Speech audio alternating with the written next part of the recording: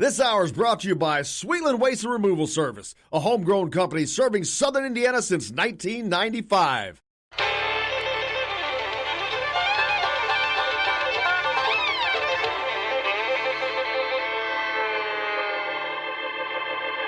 Well, we're coming to your city. Gonna play our guitars and sing you a country song. We'll all be flying higher than a jetliner. And if you want a little bang in your yin-yang, come along. Well, come on along and welcome aboard the Indiana Sports Beat with Coyle and Leary here on this Wednesday, December 18th. Thanks a lot for joining us. We appreciate it. Todd Leary, Jim Coyle with you. As always, Jake's at the wheel trying to keep us on the track as best as possible today. I feel like we're going down there backwards down the track today.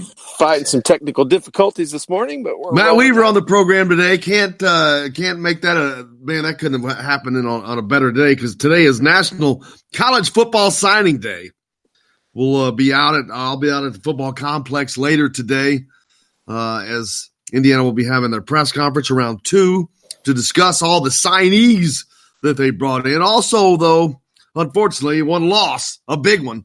Kalen Deboer leaving the Indiana program to become head coach out at Fresno State, Todd. It's not totally surprising, but it's a little surprising, and it really sucks because I don't care what anybody thinks. He was the driving force but behind that 8-4 season that Indiana just had, and I don't know that he's going to be there for the bowl game.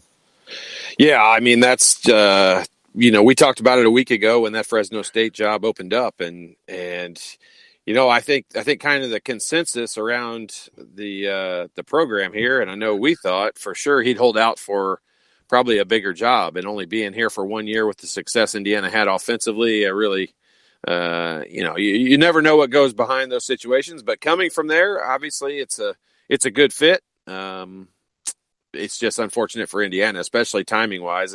I'll be interested to see how if that affects any of the signees today.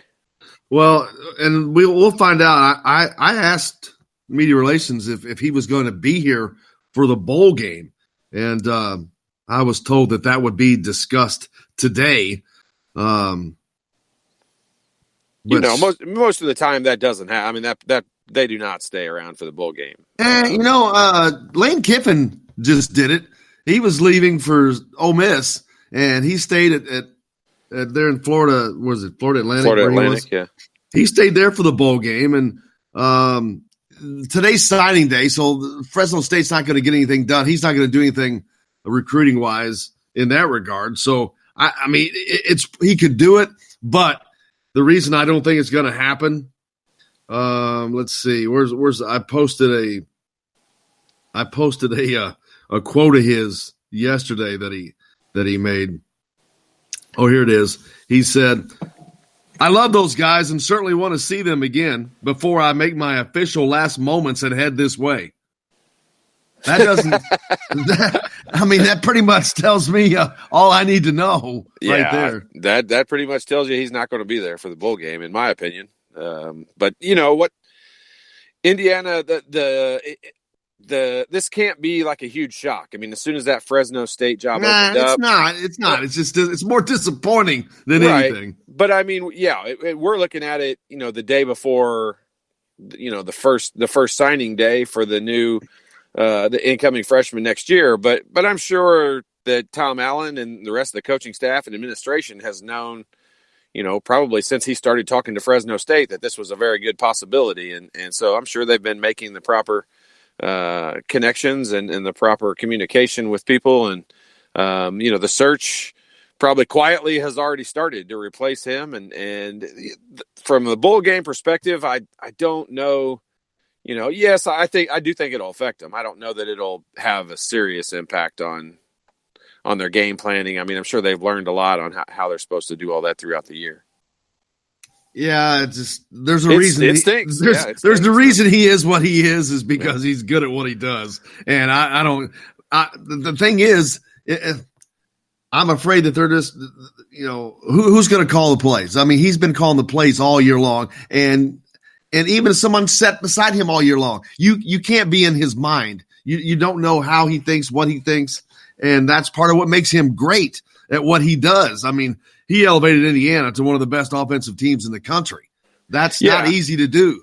No, it's not. But it's the same situation as an injury on the field. I mean, it's the next man up. The next guy's got to step up, and you would say the backup in a lot of cases would maybe probably not do as good as the starter. And in this, probably no different with the coaching staff. I mean, whoever's going to, I'm sure they've had a replacement or a backup for him all year long, just in case of unfortunate circumstances. And now it'll be time for that person to get a good opportunity and step up.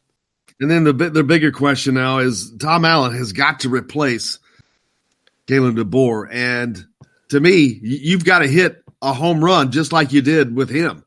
He was a home run hire, and we all knew that at the time. I mean, you looked at his resume, and it's like, whoo, what he had done as a even though it was in AIA as a head coach, he was like 67-3.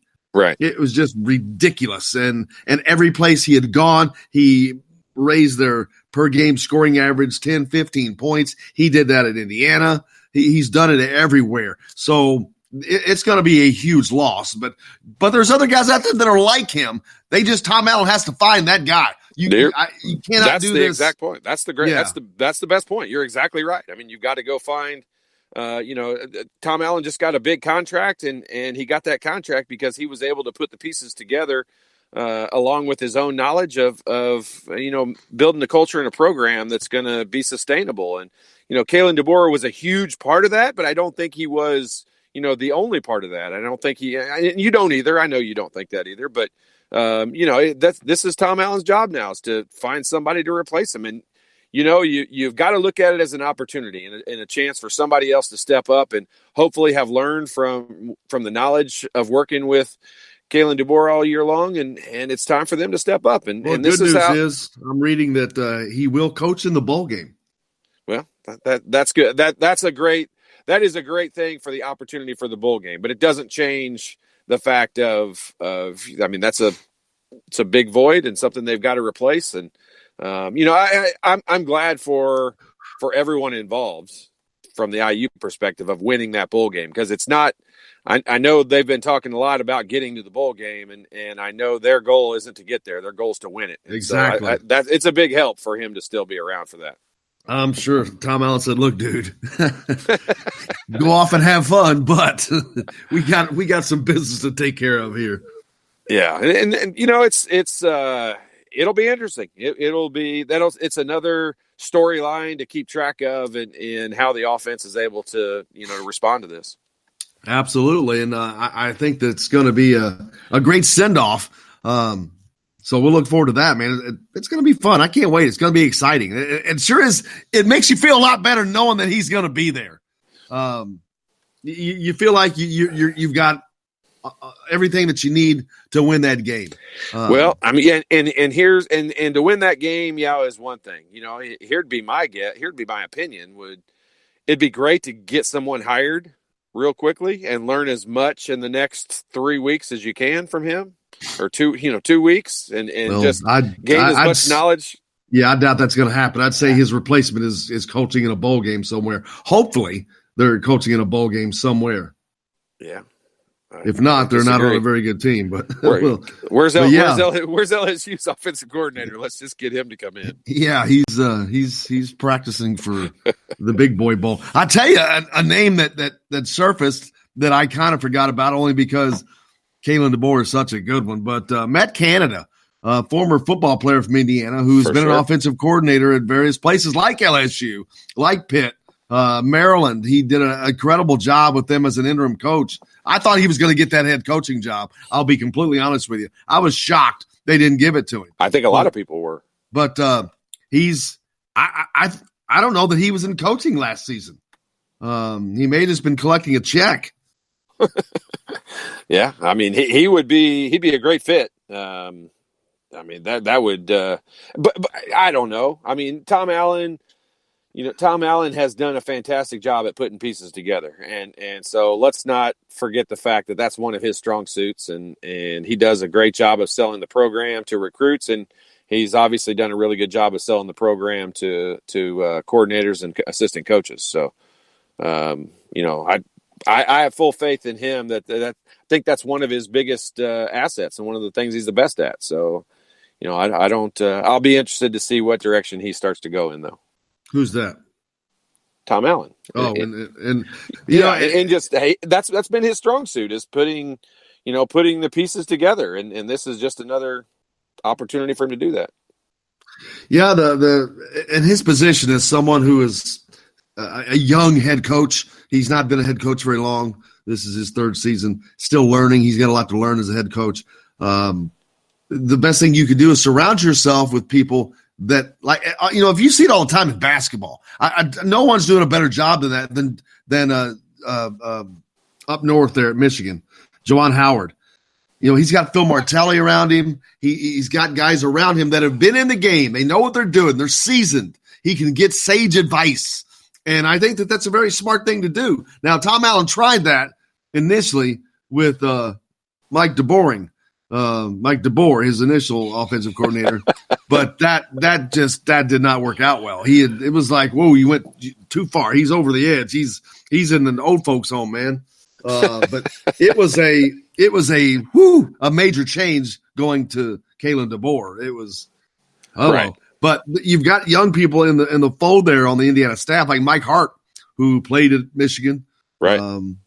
Running back does a great job with the running backs there. But I don't know. I still think that where this program is right now and the momentum that you have, this is not a promote from within hire. This is go get the absolute best you can get at this position and keep this train rolling. That's my opinion. And my opinions usually don't carry much favor, but what you're saying is something that's proven to work, and that's what they did last year, and there was some great success with it. So I don't think you're reaching in saying that, and I don't think you're out of line for saying that. But here's the trust we've got to have. It is the administration's put their trust in Tom Allen. Tom Allen has proven that he can put those pieces together. And if he thinks those pieces, the best way to do that is from within, then I'm going to trust him with that. Obviously, it's going to be scrutinized pretty closely, and everyone will have an eye on it. But I trust Tom Allen and his ability to sell the program. And if he thinks it's an outside hire, then I'll fully support that. It's hard to say without us knowing the day-to-day ins and outs of who did what early. What the true best way to go is. And we've got our opinions. It worked going outside the program before. So, it'd be hard to go against that right now, but who knows? I agree. We'll just have to let it play out. Let it play out. Because it doesn't matter what I think, say, you think, say, it ain't going to change anything. I really didn't see. We knew this job was probably going to be offered to Kalen Deboer, and I think 1 or 2 more years of increased success at Indiana would have put him in line for a big time job. And that's not saying that's not going to happen in the avenue he's taken, but I really think, even 1 more year at Indiana with more improvement in the offense. And I agree. And I think that for some reason he was really drawn back. That's where he came from, as we know. But it doesn't sound like that great of a job, but it sounds like he was really pulled back there. And I'm like, man, you can't be making that much money. The last guy was making 1.8. So maybe you're making 2, which, that doubles what he was making. But had he waited another year, I'm thinking, something like a Cincinnati or a Memphis or, someplace bigger, better, and even more money. But we'll see. And even the possibility of, we talked before about the lowest paid coach in the Big Ten was almost $4 million. And so, you're looking at, even you go to a Northwestern or somewhere like that. I mean, some of these programs are going to be making changes, and the lowest paid coach in the Big Ten would still be making twice what he's probably making at Fresno State. So I'm a little surprised he didn't stick around for another year, but money is not always the determining factor. Going back to California might have been an important issue for him. You're listening to Coyle and Leary here on Indiana Sports Beat on this Wednesday. It's Hump Day, and it's also College Football Signing Day. Coming up next, Matt Weaver from Peaks.com is going to join us. We're going to talk about all that. We'll talk about Kalen Deboer and his potential replacement as well. Stay tuned. We're back with all that and more coming to you from the Golf Club at Eagle Point Studios. Back after this.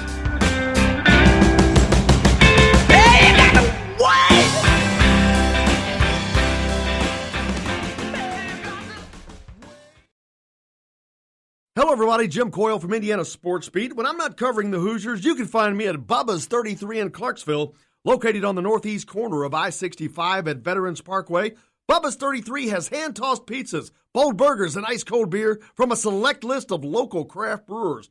An incredible food selection, all made fresh daily. Whether you're meeting the team for that post-win meal in the family dining area or meeting friends for happy hour to watch the game on one of Bubba's 50 TVs. Bubba's 33 in Clarksville. Pizza, burgers, beer. We all want a winning smile for those championship photos, and that's exactly what you will get at Reynolds Family Dentistry in Sellersburg. Reynolds Family Dentistry has been serving the dental needs of Hoosier families for over 30 years. Let Doctors Roger and Jay Reynolds take care of your family. Just off of I-65 at 809 South Indiana Avenue in Sellersburg. Call 812-246-3368. That's Reynolds Family Dentistry, 812-246-3368.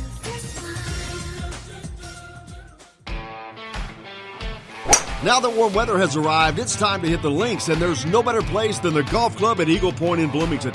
Voted best golf course by the readers of the Bloomington Herald-Times, the Golf Club at Eagle Point is under new ownership, has new fairways and bunkers, and it's open to the public. When the round's over, there's cold beer and a full menu at the Eagle Point Pub and Bistro. Call 812-824-1100 to make a tee time. That's 812-824-1100. The Golf Club at Eagle Point in Bloomington. This is AJ Moye. This is Dan Dockett. Hey, this is Michael Lewis, former Indiana basketball player. This is Indiana football coach Tom Allen. This is Jim Coyle with the Indiana Sports Beat. You can always like and follow us on Facebook. Always follow the show rebroadcast on iTunes, Google Play, iHeartRadio, Spotify. TheDailyHoosier.com is a great place to sign up for each and every day, or, of course, on 97.7 The Ref in Evansville. For the best recycling and waste removal service, turn to the area's leader, Sweetland Waste Removal and Recycling, a homegrown company serving southern Indiana since 1995. Sweetland Waste Removal and Recycling serves Floyd, Clark, Harrison, and Washington counties. For excellent service and peace of mind, call Sweetland Waste Removal and Recycling today at 812-944-5642. That's 812-944-5642. Keep life sweet with Sweetland Waste Removal and Recycling. I'm Ryan Shaddy, and I'm a Hoosier. As a toddler, you could always find me running around in a cream and crimson onesie and a red IU hat reminiscent of those worn during the world-famous William Tell timeout, shouting, "Go Hoosiers!" Like many other alum, I chose to make Bloomington my home. As a civic and alumni leader, I have become very knowledgeable about our community and would love to share my insights with you as your realtor. Find me on Facebook or call or text me, Ryan Shaddy, with FC Tucker Bloomington Realtors at 765-623-9093.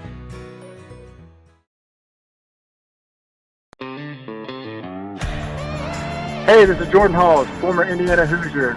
Keep up with Indiana sports on Indiana Sports Beat.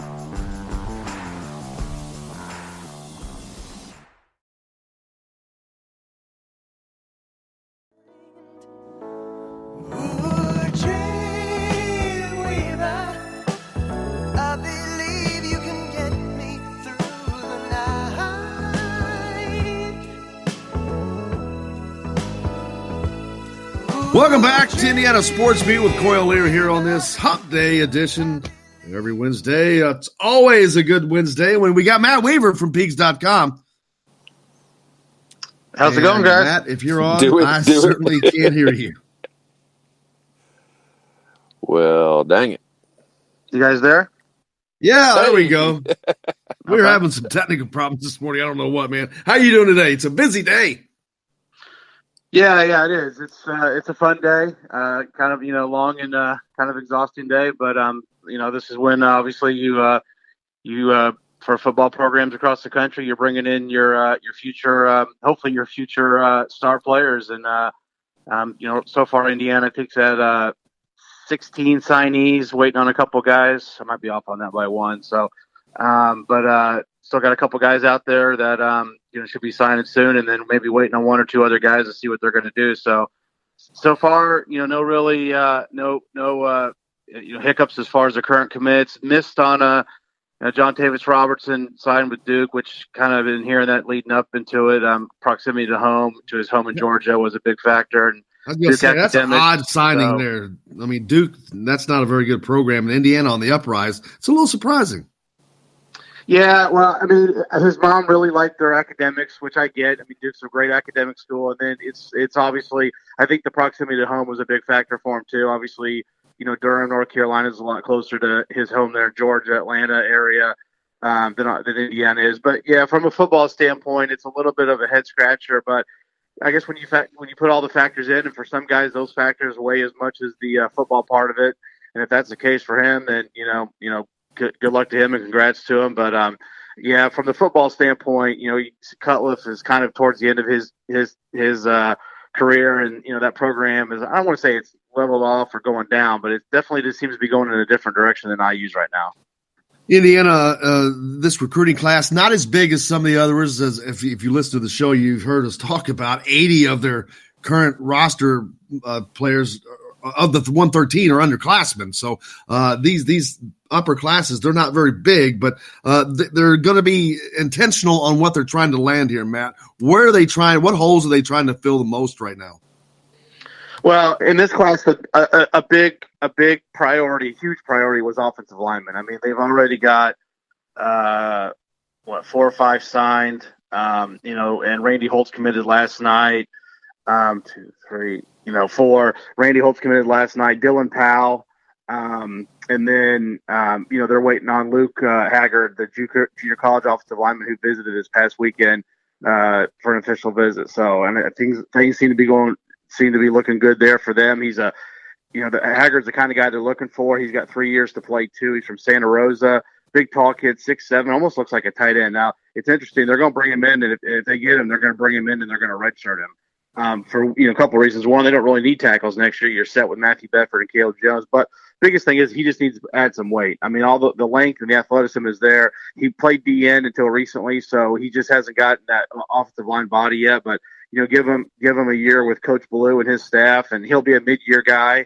So he'll get that extra time. So get that chance to get bigger and stronger, and you got a heck of a offensive tackle prospect for the 2021-22 seasons. Rashawn Williams, of course, the crown jewel of this class, coming out of Detroit, Michigan. Is he somebody that you see playing as a freshman, or is he now, the way Indiana has it going, are they in good enough position where they end up redshirting this kid? Well, I think, to me, all freshmen have a shot to play. When you're, 85 scholarship players, you're not that far from having to use freshmen in some spots. We've seen that this year and in past years. I think he's going to have a real good shot to play. I think he's a guy that you can play on the outside. He's, when they released it today, they listed him at 6'2", 200. With Nick Westbrook and Donovan Hale both, obviously graduating and moving on, there's going to be snaps available at those outside receiver positions. And I think he's a guy that, and obviously there's some guys on the roster, Jordan Jakes, Miles Marshall, Ty Freifogel will obviously be definitely heavily in the mix next year.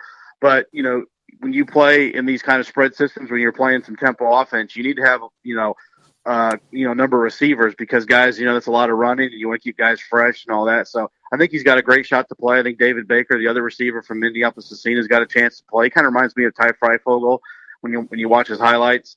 Hopefully he's that good, but we'll see. But I think they both got a really good shot to play and get on the field right away.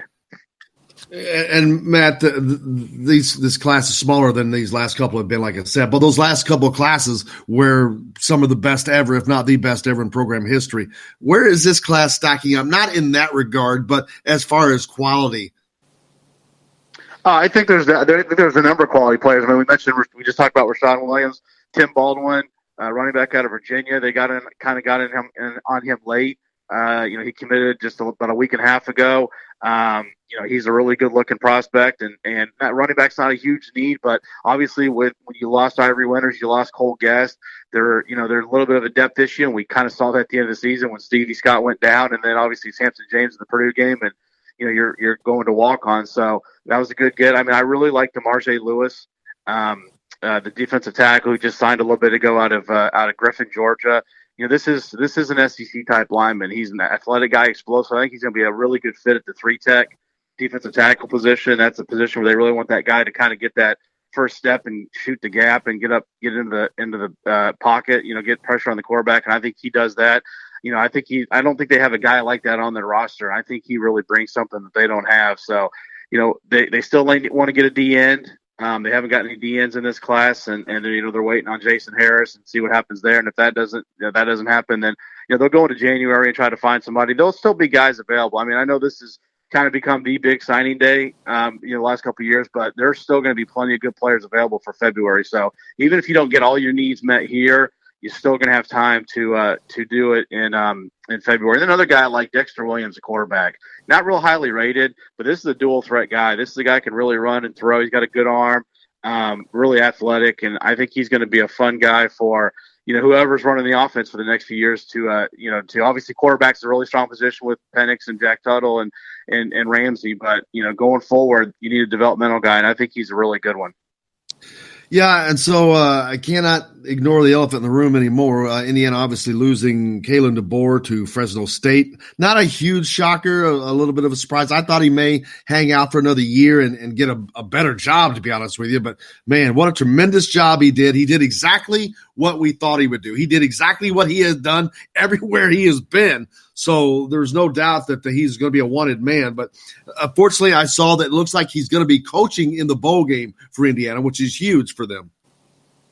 Yeah, I saw where he said I'll be interested to see what Coach Allen says about today. I'm sure that if he wants to and they can work it out logistically, I would think that you would want him to do it. I mean, he's obviously been, like you said, an integral part of this season and the success Indiana has had.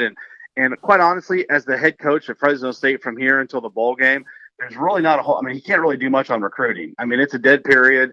Obviously he's probably calling their commits and, trying to get them to stay with him, but he can't go out on the road. He can't bring guys in. I don't know what he's going to do as far as staffing. He knows most of the coaches there. I would think he'll keep most of them since he worked with them, but maybe he'll make some changes there. But quite honestly, there's not a whole lot he can do that he couldn't do, living in Bloomington for the next couple of weeks and being at practice and working with the IU team before going down to Jacksonville. So it would be great if he could do that. I think you talked about him leaving. I think if he hadn't been at Fresno State, I wonder if he would have taken this job. He might have waited, but I think he saw it's a good job. I mean, that's one of the top 2 or 3 jobs in that conference. And I've always believed if you're a coach and you get offered, you're at a really good program or a program that's starting to win or doing well. You don't leave that if you're a coordinator for a job that's in the bottom 2 or 3 of maybe a mid-major conference. You wait for one of the better jobs, and he did that. Fresno State's a place you can win at. It's had a lot of winning teams, and I think he's going to kill it out there. I think he's going to do really, really well. I mean, I'm so impressed with Coach Deboer, and even was texting with him last night at 2:30 in the morning. So 2:30 my time. I guess it was a little bit earlier for him out in California, but I wish him the best. It's a bummer to see him go because he's a great guy, but he deserves it, and I know he's going to do great. Oh, yeah, I hate to see him go. Now we talk about stuff that we don't know about, but potential replacements for him, man. I think that Tom Allen really needs to hit a hire just like he did with him. Now, I know it's hard to do, but part of the reason Indiana had so much success is because they went out and they got the absolute best guy for this role. And I think they need to do the exact same thing again. You go out and you get the absolute best guy because I think that they're poised to have a really special season again next year, but they've got to have the pieces in place to do that. And I don't think this is the time to skimp with the momentum they have in the football program. Yeah, I agree. And I mean, obviously they didn't skimp with Kalen Deboer when they brought him in $800,000, something IU had never done. I can't remember where it ranked him in the Big Ten, but I had to put him near the top for coordinator pay. I mean, obviously some of the bigger schools are paying, a ton of the money, but Indiana definitely went all in, and I would expect them to do the same thing. I have not heard anything. I would assume that they're going to once again go outside the staff for the hire. I was talking to some media guys at practice this weekend, and there's one of them who is a friend that covers LSU said that the SEC championship, the word among the media is that coaches down in that part of the country were keeping an eye on the IUOC job because they knew Deboer might be leaving, and it's a very attractive position to a lot of coaches. So I'm not saying he's a coach. I'm just saying that there are coaches outside this region that know about what Indiana has as far as the talent returning and what's going on, and they would really like to have the chance to be the offensive coordinator in Indiana. Plus, you're like your own head coach. You get to run that side of the ball. Tom Allen doesn't micromanage you. He lets you run it. He lets you basically implement your scheme and do your thing. And that's really attractive because that's what helps get guys head jobs. And, you know, I mean, you don't want to keep losing guys, but I'd rather lose guys this way than lose guys because they're not producing. And that's what Indiana's been like, you know, obviously for so long. So I think they're going to have a lot of interest. I think he'll do a great job. Tom Allen's a very sharp guy. I'm sure he's already got a list of names. He's probably already been talking to people. So be interested to see, you know, who emerges and what direction they go. Todd Leary predicted this. He said earlier before you came on, he said, who's LSU's coordinator? Let's go get him. I mean you got to start with you know, the number one offense in the nation right now. So let's go ahead and go with that. Joe Brady would be a heck of a hire. They might have to go rob a Brinks truck to get him, but if they can do it, I mean he's already being looked at by NFL teams. But that would be a terrific hire. There's a lot of coaches down there in the South that run really high dynamic offenses, and even at like mid-major type schools that would be a great hire. That's where Kalen Deboer came from. He'd never been at a BCS school until he came to Indiana. Power 5 school, I should say, and obviously he did a great job. And you know, there's a lot of guys out there like that. And you know, it'll be fun to see what direction they go. Well, here's the thing that Indiana fans need to understand: you're not going to keep a guy who is successful like Kalen Deboer was at Indiana, because Indiana is not a destination job yet. Now, maybe that changes one day. It's in a great location, being in the Big Ten, the Big Ten East. But when you get a guy like Kalen Deboer who has that kind of success, he's going to be a wanted man like he was. This was an unusual situation, like you pointed out. He previously coached at Fresno State, and I thought he'd stay for another year, but that job came open. That was a unique situation. One name that has to come up just because is Matt Canada. Matt, because he's out. I think he's out of a job right now. We looked it up and we can't find where he's coaching anywhere this year. Of course, big IU ties, former offensive coordinator at LSU, at Pitt, places like that. Maryland did a tremendous job at Maryland, but is that someone you think has either any interest or there's any interest in him? Yeah, I would think he'll at least kick the tires on Matt Canada. I know they talked a little bit last year. I think he took the year off. He has a place in on the coast of North Carolina, a little bit north of Myrtle Beach, I believe. And Coach Canada is a friend of mine, and you know we message from time to time. I would think there'll be some interest there. I know he was really trying to get a head coaching job during this kind of coaching cycle, and was in the mix for the UNLV job. And you know, I think New Mexico is still open. Maybe he might be in the mix there. To me, if I was him, I would pass on that job. That's a really hard job.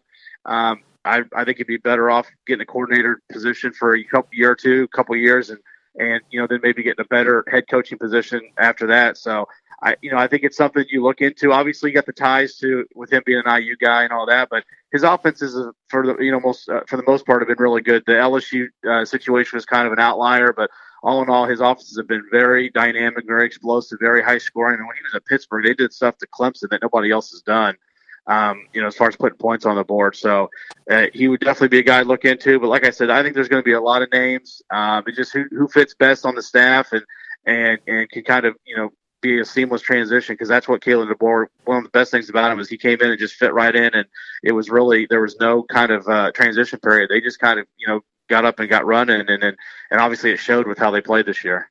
Yeah, and he has a great personality. He's easy to talk to. I mean, you can see the players gravitating towards him. He was easy to talk to as far as the media. He's just a good guy. He's easy to work with. So he's just going to be a great fit wherever he goes.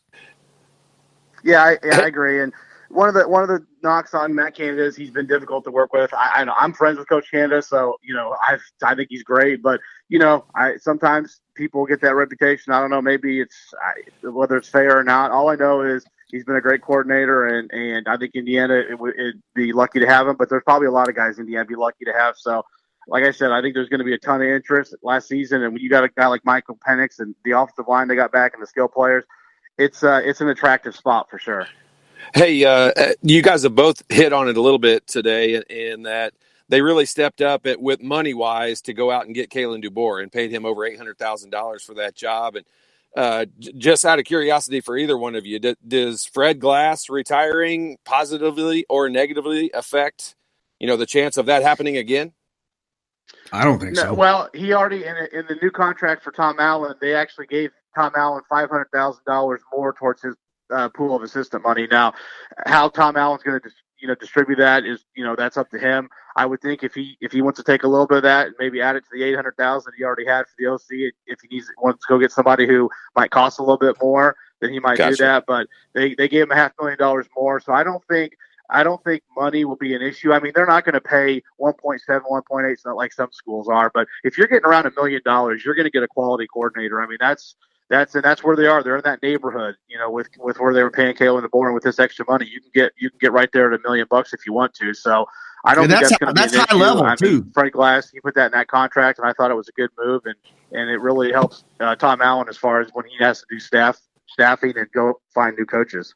Yeah, it makes it a lot easier and it makes Indiana a lot more attractive to the very type of people that we're talking about, them needing to continue the momentum that they have going right now. Yeah, there's no doubt. I mean, that's always been a knock on Indiana. Not only could you not win there, but you were making peanuts compared to most everybody else, and they're still not. Peanuts. Yeah, they're not up there with some of the big boys, but they are competitive with the schools they need to be competitive with. The schools that they're trying to beat and recruit against, and the ones that are kind of their peers, they are definitely in the same ballpark as them. And what they paid Kalen Deboer was a big step in that direction, and like I said, they've got more money to work with. Coach Allen does, and so I wouldn't think pay should be an issue. Depending on who you go after, but I don't think that should be an issue. And if there's a guy he wants, I would think they'll figure out a way to make it happen. Matt, I appreciate you so much as we do each and every week here on the Wednesday. Make sure you check out all the stuff that he's got on Peaks.com, because he's going to have everything on signing day for Indiana, all the players that they're signing and all that. So, Matt, we'll see you later on today out at the complex. Okay, take care, guys. Have a good week. You betcha. There's Matt Weaver from Peaks.com joining us, the Dream Weaver. Hey, we got a lot more to talk about here on Indiana Sports Beat with Coyle Leary. We're back with all that and more at the Golf Club at Eagle Point Studios right after this.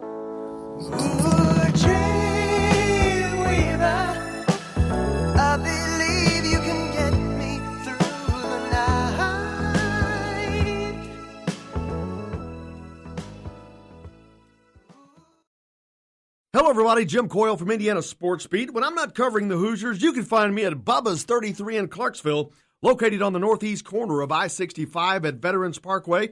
Bubba's 33 has hand-tossed pizzas, bold burgers, and ice-cold beer from a select list of local craft brewers.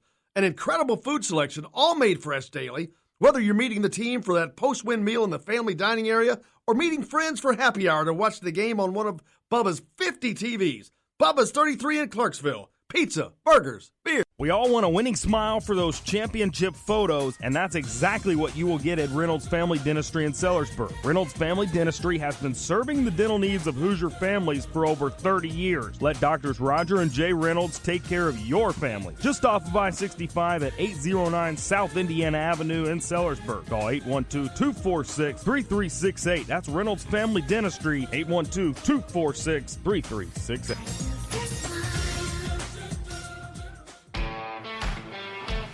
Now that warm weather has arrived, it's time to hit the links, and there's no better place than the Golf Club at Eagle Point in Bloomington. Voted best golf course by the readers of the Bloomington Herald-Times, the Golf Club at Eagle Point is under new ownership, has new fairways and bunkers, and it's open to the public. When the round's over, there's cold beer and a full menu at the Eagle Point Pub and Bistro. Call 812-824-1100 to make a tee time. That's 812-824-1100. The Golf Club at Eagle Point in Bloomington. This is AJ Moye. This is Dan Dockett. Hey, this is Michael Lewis, former Indiana basketball player. This is Indiana football coach Tom Allen. This is Jim Coyle with the Indiana Sports Beat. You can always like and follow us on Facebook. Always follow the show rebroadcast on iTunes, Google Play, iHeartRadio, Spotify. TheDailyHoosier.com is a great place to sign up for each and every day, or, of course, on 97.7 The Ref in Evansville. For the best recycling and waste removal service, turn to the area's leader, Sweetland Waste Removal and Recycling, a homegrown company serving southern Indiana since 1995. Sweetland Waste Removal and Recycling serves Floyd, Clark, Harrison, and Washington counties. For excellent service and peace of mind, call Sweetland Waste Removal and Recycling today at 812-944-5642. That's 812-944-5642. Keep life sweet with Sweetland Waste Removal and Recycling.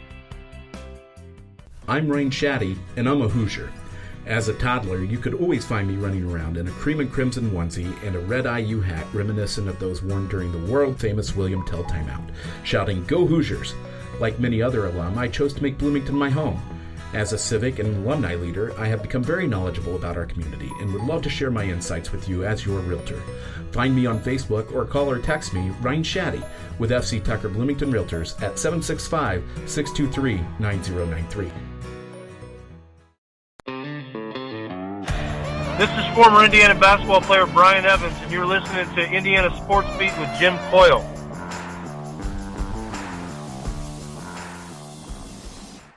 This segment is brought to you by Bubba's 33 in Clarksville. Pizza, burgers, beer.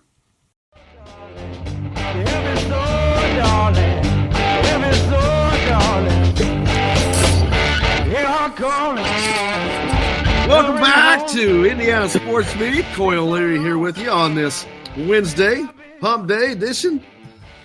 Todd, it's been all about football today, man. Today's college football signing day. Yeah, I mean, it's hard to talk about a lot else, especially considering it's finals week for the Hoosiers and they're off all week. But I know tomorrow will be probably hot and heavy on my scouting report for Notre Dame Fighting Irish.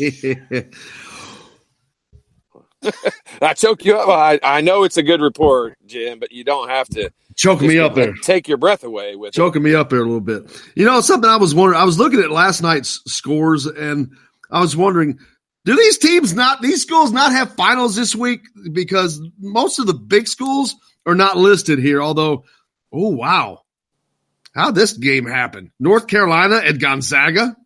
No, I'm telling you, that's this weekend. Is it? Yeah. Well, why is it listed? It's Saturday. Today? It's Saturday. Are you sure? No. Because it's listed on my day today of games. That's a weird. It's not today. Well, okay. I believe you. I believe you that my Yahoo Sports thing is wrong. It is Michigan State at Northwestern tonight. Well, it may be today. Oh, are you saying I was right? I might be saying you were right. What is today? My goodness. Yes, UNC and Gonzaga do play today. How the hell does that game happen today? Here's another one. No idea. Okay, so you got that one. Now you got Kentucky at Utah. How the hell are these middle of the week? That's not today. That's not. So now I'm right twice within 2 minutes. Well, you sound like Tim all of a sudden. This is an 11 o'clock game. What? I don't understand why in the world. Well, but the schedules aren't the same for everybody. Like I know I heard them talk the other day and say Purdue's finals were last week. Like they had their last final last Friday. I'm just still shocked at these games. Not the fact that it's finals week for Indiana. I'm just shocked that Kentucky is playing at Utah. They want to complain about playing Indiana. They won't only play at a neutral court, but they'll travel to play Utah at an 11 o'clock game. I mean, it's not 11 o'clock out there. It's in Las Vegas, though. I get that. It's still 11 o'clock to the Kentucky kids. Their bodies don't change. Yeah, but I mean, it's just odd to me. It's Wednesday. It's the middle of the week. You're playing a game in the middle of the week across the country. Yeah, but they're out of school. I mean, they're on break already, and they don't care. They don't care. Now, talk about playing at a game at 11 o'clock. Yeah, well, that's just freaky. I mean, it's like the Maui Classic and those, or sometimes out there. I mean, heck, you're playing them. You're tipping off at midnight, and it's just a little bit weird. But it's like I said before, whether it's at 9 o'clock or 11 o'clock p.m. I mean, they're all ridiculous, and it's a boring, crazy day, and you just got to figure out something to do to that's why you see those teams start out so slow a lot of times with those late games. But I'm gonna say that's a dangerous game for Kentucky. It really there's no doubt. It really is. I mean, Utah's a good team. There's no spread on that game for some reason. There's not one listed. Yeah, Kentucky's favored by 12.5. I don't know why they don't have that here. I'll tell you another one is that Gonzaga North Carolina game. Gonzaga's favored by 12.5 over North Carolina. Well, that's not surprising me because they lost Cole Anthony. I'm surprised it's not 25. They've lost Cole Anthony for 6 to 8 weeks. Yeah. Without him, they're not good at all. I mean, they can't score the basketball, so Gonzaga will beat them like a drum. Michigan State is looking to become the first team in the Big Ten to win on the road. Yeah, be the only team to finish the first 2-game stint in December 2-0. Yep. They take on Northwestern tonight at 8. They are an 11.5-point favorite in that contest. Yeah. Northwestern's. They've been pretty decent in the last couple of years. I think 2 years ago they were a tough out. Last year they dropped off just a little bit. This year they're not that good. Like they have some ups and downs, and when they're down, they're way down. Yeah, things were going. Chris Collins had it going. He really had it going on there for a minute, and it kind of is like whoop. It kind of apexed on him. Really, really, really tough place to recruit. I mean, I mean, academically, you've got to have kids that, if they're really good, and they're smart academically like that, they're going to go to Duke or somewhere like that, or Virginia. In this case, to choose them, but Northwestern is. I mean, that's just a tough place to recruit, so it's a tough place to win as a coach. I can only imagine. I wouldn't know about getting into a school like Northwestern. Neither would I. That's something I never. Speaking of Vanderbilt, the other smart school, they're playing Sister Jean tonight. Yeah, they're a 1.5. No, Sister Jean's a 1.5-point favorite. I'm excited to see. I'm glad that you brought this up, and I'm excited. There's some good games tonight. I was expecting. Usually, this is a whole week of just terrible games. Who's a good game tonight? I mean, Kentucky-Utah is going to be a great game, but hell, that's at 11 o'clock, man. Yeah, well, I'll be able to go to sleep and wake back up by the time that game comes on. Yeah, hopefully Utah take a good little nap there. Hopefully, maybe Utah can follow in the footsteps of Evansville. Very possible. It's very possible. There's some good games tonight. Of course, this Saturday, Indiana takes on Notre Dame. Todd mentioned that earlier. They play, that game tips off at noon. Indiana with the early game. But, of course, after the game with Todd Leary, he's coming to you from the Tap in Indianapolis, 306 North Delaware. It's on Mass Ave as well there. But that's where we're going to be after the game there. So feel free to come out and join us, be a part of the post-game show, have some fun. We'll have a good time. But looking forward to that. For sure. This is going to be an interesting matchup for Indiana. It's an opportunity for them to get another win. In the win column, of course, Notre Dame is not – they've just been there this year. That's another program. I'm not comparing it to Northwestern, but Mike Bray has been doing a really good job up there. And I'm not saying he's not now, but they're not as strong as they have been in the last couple of years. Yeah, they have struggled to score the basketball and struggled shooting and it's obviously it's pretty tough to win when you can't score very much. And, you get teams like Virginia that are capable of doing it. But for the most part, that 3-point line moving back this year, I think has had maybe a bigger impact than we gave it credit for, because it's a big difference in scoring. There's a lot of teams that are really struggling to shoot the ball this year. Tim points out there are over 50 games today starting at 11 a.m. Really? Yeah, it's crazy. That's interesting. Yeah, he's right. Well, there's only 2 early games though, and one of them's Dartmouth, and the other one I don't even know. That's Central Arkansas. So Ryan texted he wanted us to look at the Donovan Mitchell dunk, which I did view it. I can't do anything with it here, but it was pretty nice. Sweet. It was a nice dunk. A little crossover action into the lane, throwing it down. Yeah, there was a good dunk in the Purdue game last night.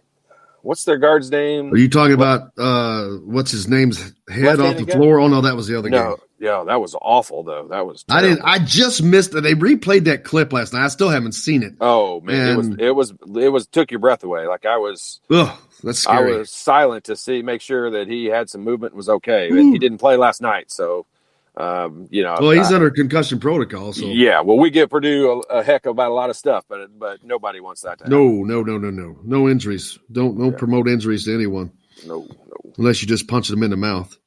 Well, that's okay. There's some people that deserve that from time to time. Not me. Nope. No. You've been right too many times today. Like I can't give you heck today. You've been right too many times. Well, I don't want to keep that record up. That wouldn't be much fun, would it? You better take advantage of it while you got it. Looking at Thursdays, I had the Thursdays game. Wofford's getting a chance to make it a daily double. They take on Duke on Thursday. What can you imagine if Wofford beat Duke? When they looked at that schedule early in the year and they had North Carolina and Duke on the road in the same week, yeah, they had But to be now, playing. you know they're salivating now. They've seen Stephen F. Austin go in there. They've seen other teams like Evansville do this. They saw themselves beat North Carolina. You know they got confidence. You go to the Dean Dome in front of 23 or whatever it is, 21,000 people there and come out with a win.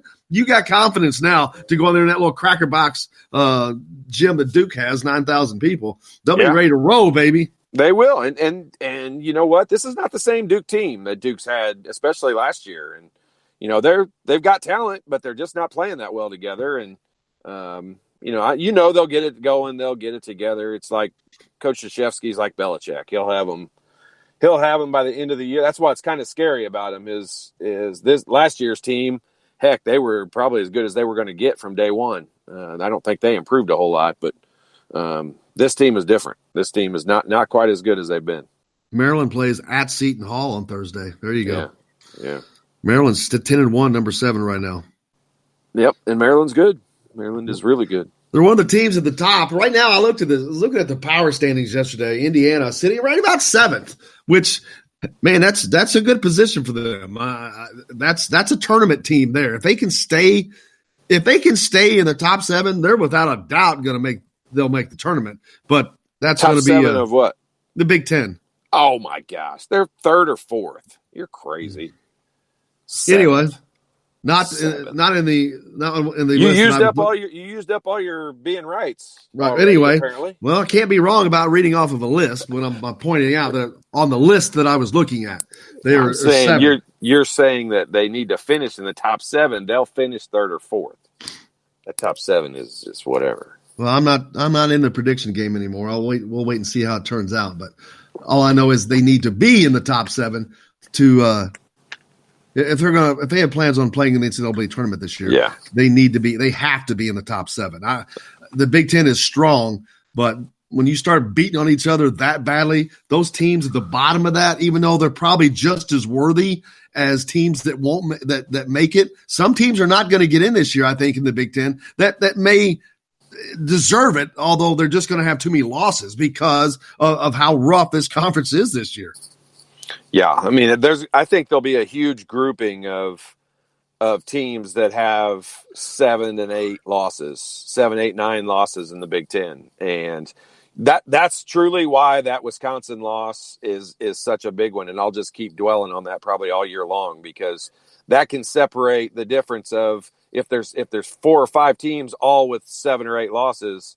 That one could come back and haunt them later on. And they can't have any more of those. They've got to win one on the road that maybe you wouldn't expect, like a Maryland or Ohio State or something to make up for it. And they did that last year, surprisingly. I mean, we were doing the show at Bubba's the first time when they played Michigan State. I'm like, is this really going to happen? Are you kidding me? I was shocked. Yeah, everybody there was shocked that day. I mean, that was after a long losing streak, and we certainly weren't expecting it to end that night. Absolutely. Let's see. We just had another text into the show, and I lost it. Where did it go? Daggone it. Got too many texts. There we go. Something to do with Todd being right about something. No, it doesn't have a name next to it. So, But IU set the time for Arkansas at IU. 6 B-Town time. Really? I have tickets. Whoever this is, they have tickets, and they're excited to see Jim Coyle and Todd Leary at Yogi's. We'll see if Leary recognizes me. There was more to that, but it got cut off. So it's someone you recognize in a 219. Isn't that Northern Indiana? It is. It is. Yeah, I don't have – this may be a first-time texter. Speaking of which, hit us up on the text line, 812-269-6367, 812-269-6367. Text us in whenever. It doesn't matter. Even if we're not live, we'll get to the questions the next day. Or, hell, I may answer it at the time, depending on what it is.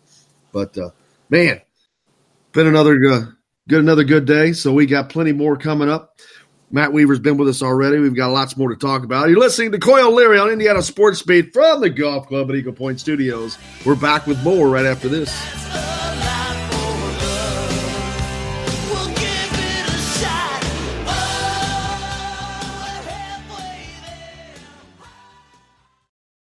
Hello, everybody. Jim Coyle from Indiana Sports Beat. When I'm not covering the Hoosiers, you can find me at Bubba's 33 in Clarksville, Located on the northeast corner of I-65 at Veterans Parkway, Bubba's 33 has hand-tossed pizzas, bold burgers, and ice-cold beer from a select list of local craft brewers.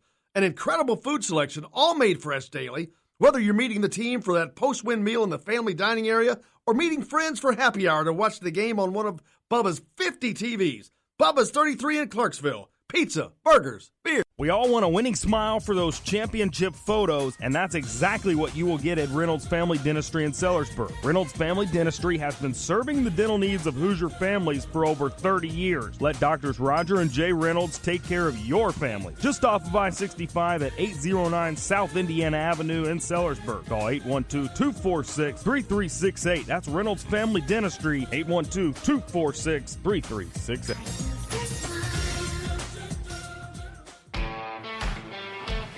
Now that warm weather has arrived, it's time to hit the links, and there's no better place than the golf club at Eagle Point in Bloomington. Voted best golf course by the readers of the Bloomington Herald-Times, the golf club at Eagle Point is under new ownership, has new fairways and bunkers, and it's open to the public. When the round's over, there's cold beer and a full menu at the Eagle Point Pub and Bistro. Call 812-824-1100 to make a tee time. That's 812-824-1100. The golf club at Eagle Point in Bloomington. This is AJ Moye. This is Dan Dockett. Hey, this is Michael Lewis, former Indiana basketball player. This is Indiana football coach Tom Allen. This is Jim Coyle with the Indiana Sports Beat. You can always like and follow us on Facebook. Always follow the show rebroadcast on iTunes, Google Play, iHeartRadio, Spotify. TheDailyHoosier.com is a great place to sign up for each and every day, or, of course, on 97.7 The Ref in Evansville. For the best recycling and waste removal service, turn to the area's leader, Sweetland Waste Removal and Recycling, a homegrown company serving southern Indiana since 1995. Sweetland Waste Removal and Recycling serves Floyd, Clark, Harrison, and Washington counties. For excellent service and peace of mind, call Sweetland Waste Removal and Recycling today at 812-944-5642. That's 812-944-5642. Keep life sweet with Sweetland Waste Removal and Recycling. I'm Rain Shaddy, and I'm a Hoosier. As a toddler, you could always find me running around in a cream and crimson onesie and a red IU hat reminiscent of those worn during the world-famous William Tell timeout, shouting, "Go Hoosiers!" Like many other alum, I chose to make Bloomington my home. As a civic and alumni leader, I have become very knowledgeable about our community and would love to share my insights with you as your realtor. Find me on Facebook or call or text me, Ryan Shaddy, with FC Tucker Bloomington Realtors at 765-623-9093.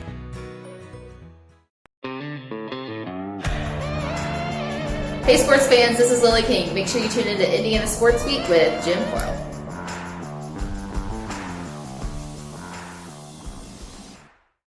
This segment is brought to you by Reynolds Family Dentistry. Leave me alone. Wow! Welcome back to Indiana Sports Beat with Coyle O'Leary. There's some fine music there. Tim's wearing me out on this clip, so I'm playing this. Listen. Oh, you probably can't hear that one. I played it off the laptop. Ryan texted in to the show. Now I lost that. Gee whiz. These things are moving around too fast. I was going to say. Well, I'm looking at one on the laptop and one on the computer, and it's played a lot of ball with Larry back in the Bob Knight camps. Oh, boy. He says we do a great job. He listens every day. We appreciate you, Ryan, up in northern Indiana. Thank you. He said Larry and him had a lot in common. They both like to shoot. Well, I know I did. I can agree with that. He's going to be coming down on the 29th to join us. We appreciate that. You can do the same thing anytime. Home games, you can find us after the game at Yogi's. A lot of times on the road games, but we move that around a little bit. Like Saturday, we'll be at the Tap up in Indianapolis, Mass Ave at 306 North Delaware, actually. That's after the game, of course. Indiana tipping off at noon against Notre Dame. So we'll be on the air there, or going on around a little after 2-ish, I'd say. So looking forward to that. Odd that they're playing the JV game after the varsity game. Well, you know, sometimes you put up your premier event first. Yeah, well, that's what they're doing. That's obviously what they're doing. Indiana usually plays that second game, so just a little bit odd, but we'll roll with it. Todd, good thing you're staying grounded. I'm grounded. No, that's not what it said, but that was from Alan. He says you're keeping me grounded. Oh, well, somebody's got to do it. It's not an easy job. Yeah.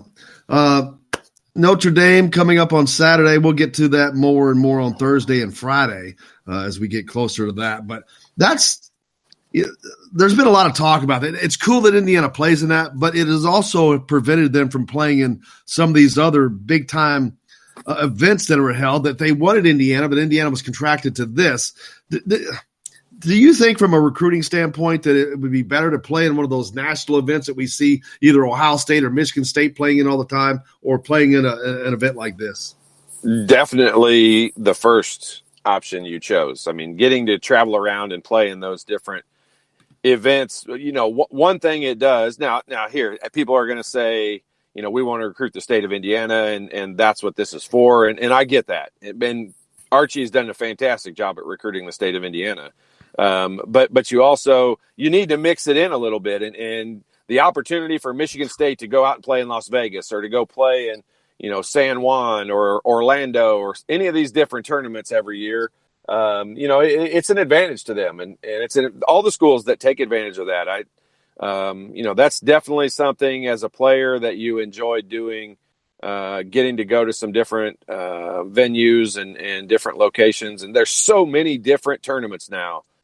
A long time ago, there was really only a couple of them. I mean, there was the preseason NIT and the Maui Classic, and that was just about it. And now there's 100 of them. So, in my opinion, I think it hurts. I think it hurts having to play in this being the one tournament that you play in, regularly. I think it hurts. I don't see it doesn't gain them a lot. I mean, you're not playing. Either way, you're never playing a really high-profile opponent. I mean, Notre Dame is not a high-profile opponent. Butler, they're okay, but it's not what I would call high-profile. It's great for the state, but I don't think they really need help for the state.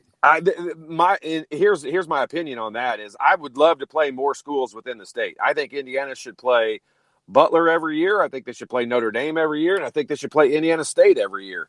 I don't know why they don't play Evansville more often, but those games don't need to be like a little tournament setup type game like this. Go play home and homes. Like I don't understand why that's such a big deal. And obviously I'm not a coach and I don't get paid based on wins and losses and those things. So maybe that factors into it, but. I grew up in that Coach Knight school of we'll play anybody anywhere, and I like the challenge of going on the road. And, I just don't understand why they don't play some of those in-state schools, as away games. I agree. I mean, it's part of it's in this day and age now the Big Ten going to a 20-game schedule. They use that as a reason to play less these games, but they still play other teams that are probably ranked in the same area of teams that are within the state of Indiana that they could play, like you mentioned Evansville or Valpo, teams like that, because they're playing Ken Pom teams that are anywhere from 200 to almost to 300. So what's the difference? And it's a good opportunity to take your team on the road, and there's more factors involved when you go on the road than just the crowd noise and people cheering against you and things like that. I mean, there's the sleeping in a hotel and your eating routines are different and you have walkthroughs when you're on the road and there's just different stuff involved. And so, this may have been, I don't know if it was a factor or not, but Wisconsin game being the first game Indiana, went in a different town and stayed in a different hotel and did something, had a different routine. Maybe that's different if you have an opportunity to go do that at a place you probably should still win anyway, like a Valpo or, like an Indiana State or a Butler or somewhere. Now, I'm not using that as an opportunity to rip on those schools. Please don't take it that way. Oh, no, Indiana not at all. They tried that a couple of years ago. They played Indiana State and Fort Wayne. Right. It didn't work out too well for them. It didn't, but you know what? You take that risk and you take that chance. And that's when, you want to be able to say, hey, we're the best team around and we're going to go around the state and prove it. And that's always a fun thing. I mean, there's a lot of kids from the state that you play high school basketball with, especially now that Indiana is recruiting bigger from the state. And there'll be, the Trey Galloways and Anthony Leals and those guys that are from the state, Armand Franklin, they've got buddies and teammates and people that play for Indiana State and Ball State and Butler and all these different schools, and it's fun to go play those teams. And I wish they did more of that as opposed to this.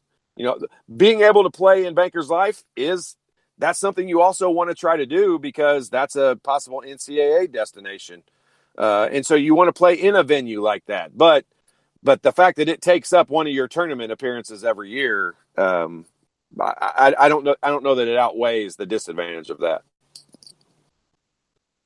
I agree with you. We did win a road game. No, it's not a road game, Tim. That was a neutral court. We won a game outside of Assembly Hall. I'll half agree with you, Tim, for the first time in a while. Give you that one. How many times? There you go. He halfway agreed. He only halfway agreed with you, Tim. That's not a good one to pull out.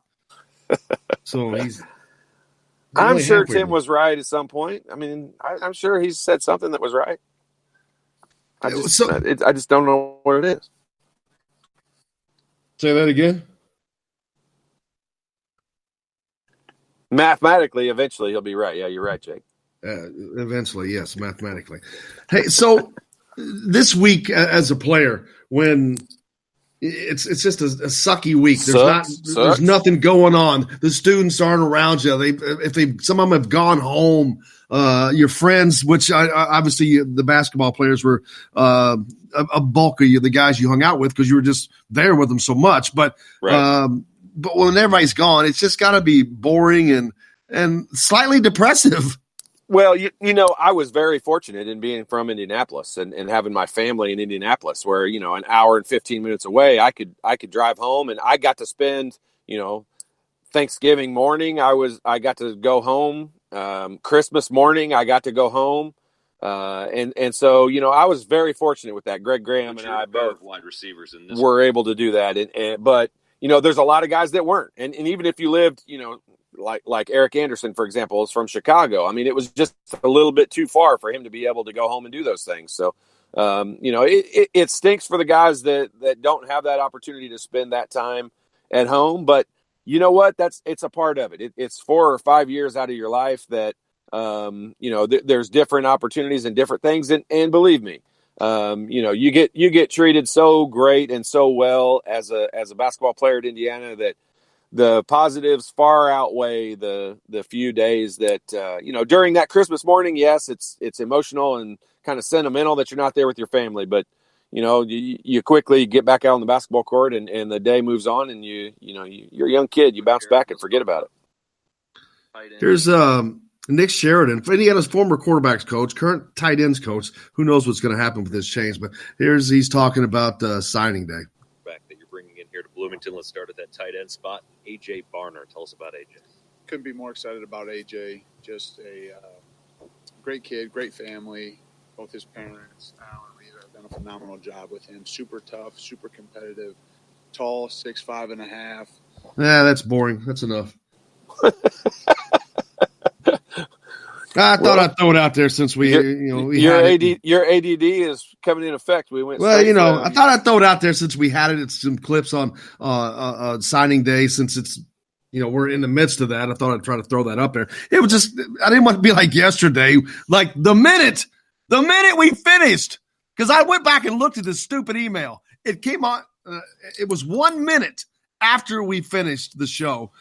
It was announced that Kalen Deboer was leaving. And I was like, oh, thanks. Nice. Thank you very much.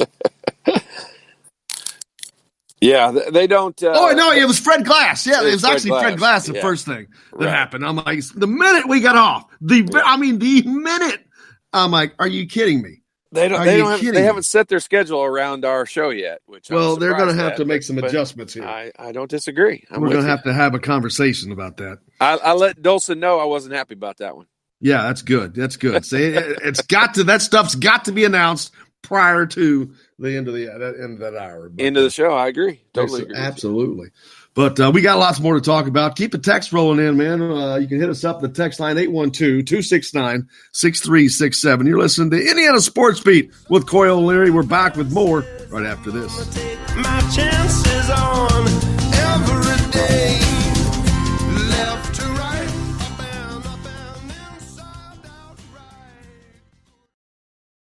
Hello, everybody. Jim Coyle from Indiana Sports Beat. When I'm not covering the Hoosiers, you can find me at Bubba's 33 in Clarksville, located on the northeast corner of I-65 at Veterans Parkway. Bubba's 33 has hand-tossed pizzas, bold burgers, and ice-cold beer from a select list of local craft brewers. An incredible food selection, all made fresh daily. Whether you're meeting the team for that post-win meal in the family dining area or meeting friends for happy hour to watch the game on one of Bubba's 50 TVs. Bubba's 33 in Clarksville. Pizza, burgers, beer. We all want a winning smile for those championship photos, and that's exactly what you will get at Reynolds Family Dentistry in Sellersburg. Reynolds Family Dentistry has been serving the dental needs of Hoosier families for over 30 years. Let Doctors Roger and Jay Reynolds take care of your family. Just off of I-65 at 809 South Indiana Avenue in Sellersburg. Call 812-246-3368. That's Reynolds Family Dentistry, 812-246-3368.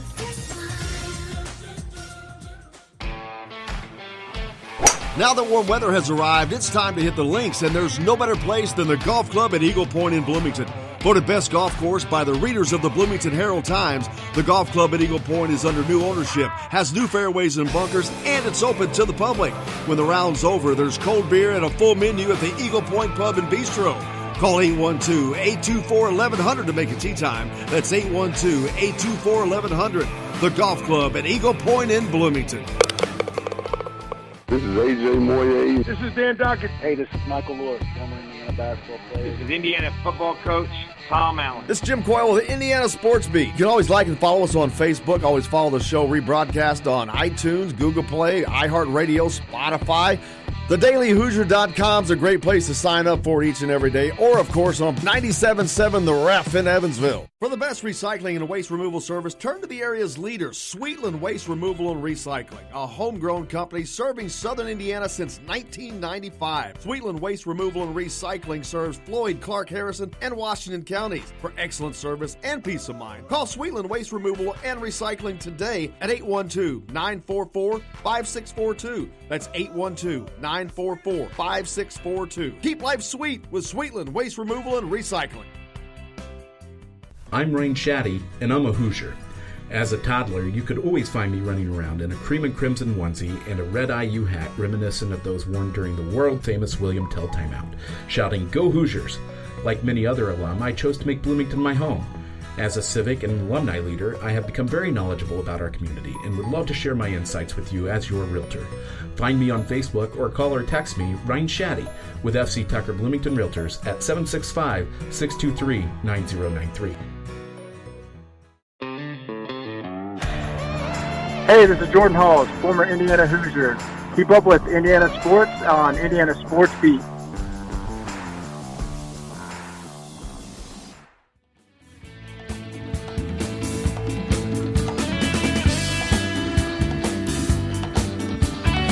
Welcome back to Indiana Sports Beat, Golf Club Eagle Point Studios. Hope your day is rolling along here at this hump day.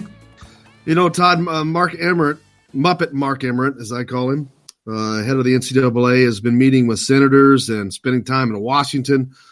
A lot of his time in 2019 has been spent trying to navigate this minefield that has been created with the name image likeness situation. With people have come to the conclusion that the system has outgrown itself, that it's outgrown its amateur roots and needs to create new ways for athletes to share in the fruits of the multi-billion-dollar industry that's going on and all that, which it's not that I disagree with any of that. It's the fear of, first of all, the NCAA can never get out of its own way to do anything right. They can't do the things that they are supposed to be doing right. How the hell are they going to do something that they have fought so long? How are they going to do that right? Right. It's just, that's the thing that scares me, is it's just going to screw up college athletics, because I don't know how you can do this without opening up additional avenues for cheating. It reminds me, I like to watch historical programs, and recently I've been watching a lot of stuff on the Prohibition, which, you know, you had a big group of people who were ringing that bell of making the country better and Prohibition and ban alcohol. It's going to make everything great. All it did was create organized crime It created nothing but avenues for people to make themselves rich and for the crime syndicates to grow. And that's when they started working together. So all that did was create a crime wave. So it did nothing to help and only hurt the country. And now you've got a situation like this, which it's not the exact same thing, of course, I know, but I'm trying to draw a parallel there. Yeah, you can definitely see the parallel in it. Yeah, and it's scary. It's scary because, like most people, I love college athletics. I love college basketball. I love college football. And I don't want it to change much. Yeah, you don't want to get away from what makes it, amateur athletics. And the amateur side of it, there's such a gray area. Like this is what I would hope would happen out of all of this. And I'm not advocating for, paying players where all of a sudden the kids in college now, along with their scholarship, are making, hundreds of thousands of dollars a year. But on the flip side of that, I do hope that they come up with some type of, I'm for them getting paid something. And if they set a regulation as to what it is, and anybody breaks that rule, then they're cheating and they're breaking the rule. Right now, there's such a gray area into what's allowed and what's not allowed. And it's not as simple as, we see the cases, years ago when somebody a booster from Kentucky sent $20,000 in FedEx, in cash in FedEx to somebody. And that's just obvious. Yeah, that's just obviously blatant cheating. But besides that, there's such a gray area as to, loans that are allowed and dealing with agents and dealing with friends of families and, a kid a relative getting a job somewhere and them getting paid and never having to show up. I mean, there's such a gray area that I wish they would just identify. It creates a field where the schools that are willing to really test the boundaries, I mean, they have a significant advantage because they're blatantly cheating. It's just they can get away with the gray area side of it. It's too big of an issue to investigate it. Here's my thing. I think that they should put it in to a trust, and you get that trust when you graduate. You come here to go to school and play basketball for that, but put it in a trust, and when they graduate, their money is sitting there waiting for them to start if they're not going to be a professional player, which most are not. There's only a select few that will make money from athletics. So the most that aren't going to use that degree, but also let's put a trust. And when they graduate, bam, that trust is there, and they can start their career or help themselves get started in life that way. Then if you leave early and you don't graduate, do you still get that money or do you not get it? Do you have to get your degree in order to get it? I think you don't get it any sooner than you could have gotten it when you should have graduated. Because I look at it this way. If you weren't playing basketball, what would you be making money at? Why are you guaranteed this money? It's like going to work for a company. Let's say I go to work for somebody and all of a sudden that company just starts making money hand over fist. Well, they don't owe me anything. It's their company and have devised this successful endeavor.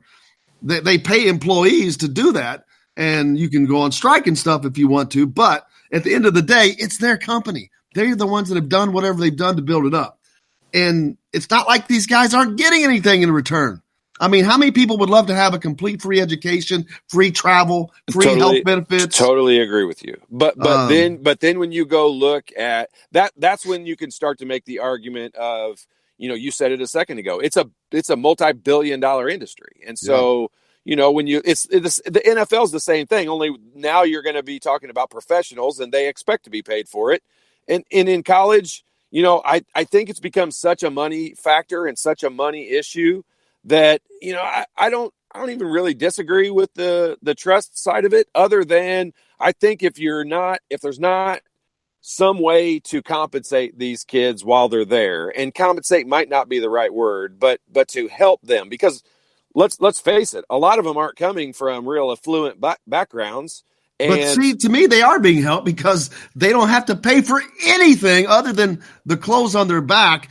And they really don't have to do that because they get a lot of stuff, gear and all that. So they don't have to pay for a meal. That's also a gray area, because on the flip side of that is, what are you allowed to get and what are you not allowed to get? Because people push the envelope at that. Oregon is supported hugely by Nike because of their location and where they're from. So if there's no limitations as to what they're allowed to have, I mean, Oregon will have a huge recruiting advantage. I'm sure that there's a limit. I'm sure that there's either a dollar amount or there's limits set. It's not free will. That's why I'm saying if you identify what's allowed to be given for that, what's allowed to be given in actual money that stuff is that already is. There's rules set in place for all that.